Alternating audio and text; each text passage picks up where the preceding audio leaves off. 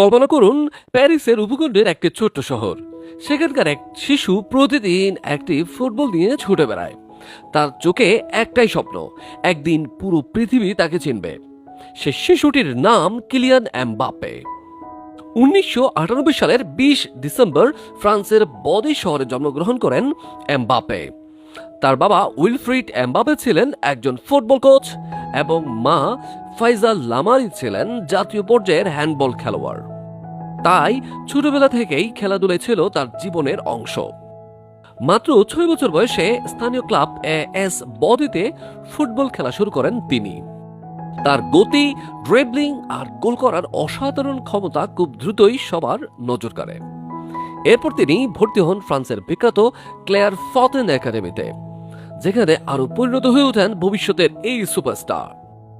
2015 সালে মাত্র 16 বছর বয়সে এএস মোনাকোর জার্সিতে পেশাদার ফুটবলে অভিষেক হয় তার।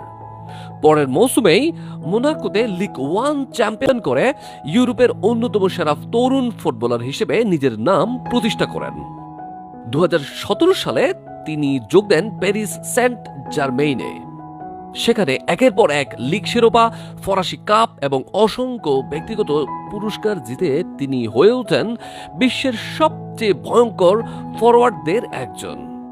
2024 সালে শৈশবের স্বপ্ন পূরণ করে যোগ দেন স্পেনের ঐতিহ্যবাহী ক্লাব রিয়াল মাদ্রিদে।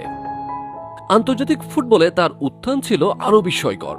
2018 সালের বিশ্বকাপে মাত্র 19 বছর বয়সে ফ্রান্সকে বিশ্ব চ্যাম্পিয়ন করতে গুরুত্বপূর্ণ ভূমিকা রাখেন এবং ফাইনালে গোল করে তিনি ইতিহাস গড়েন।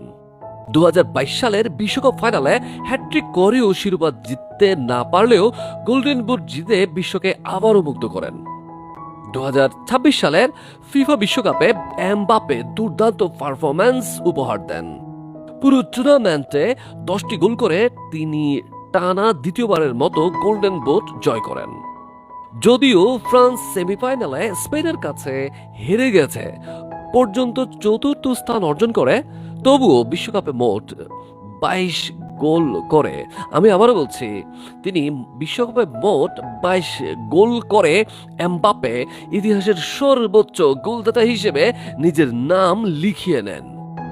একটি ছোট শহরের স্বপ্নবাজ শিশু থেকে বিশ্ব ফুটবলের ইতিহাসে অমর হয়ে ওঠার এই গল্প আমাদের শেখায়, প্রতিভা আপনাকে শুরু করতে সাহায্য করে, কিন্তু কঠোর পরিশ্রম, শৃঙ্খলা আর অদম্য ইচ্ছাশক্তি আপনাকে কিংবদন্তিতে পরিণত করে।